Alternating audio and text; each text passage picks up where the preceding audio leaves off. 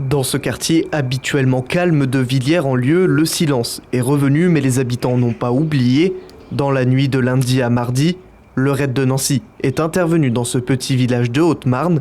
Un homme armé vivant au domicile de sa mère a tiré 3 coups de feu en l'air aux alentours de 20 h. C'est le deuxième fils au téléphone qui comprend la situation et contacte la police. En quelques heures, une colonne du raid se déploie, le périmètre est bouclé, l'intervention est coordonnée. L'homme sera finalement interpellé sans faire de blessés.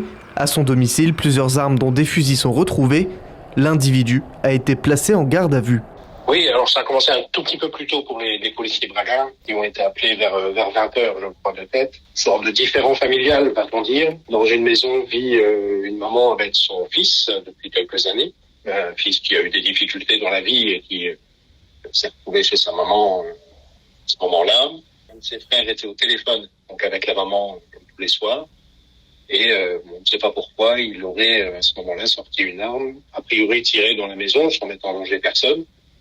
Et légitimement, le frère a prévenu la police parce qu'il était inquiet pour sa maman. Alors, je ne les connaissais pas personnellement, mais effectivement, la maison, d'après ce que j'ai appris, appartenait à la grand-mère. Donc, effectivement, c'est une maison familiale. Ça doit être des gens qui sont là depuis assez longtemps. La police bragarde arrive tranquillement et pour voir ce qui se passe. Et à ce moment-là, il aurait effectivement tiré 1 ou 2 coups de feu en l'air, encore une fois, sans mettre en danger personne. Et pour pas se mettre en danger, préfère prévenir l'antenne locale du RAID qui vient de Nancy pour procéder à l'interpellation de l'individu.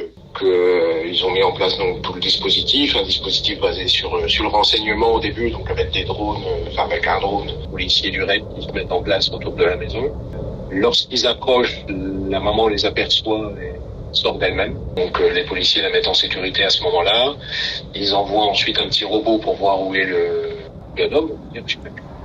La difficulté derrière, c'est qu'ils ont retrouvé pas mal d'armes chez lui et qu'ils se posent des questions par rapport à la provenance des armes.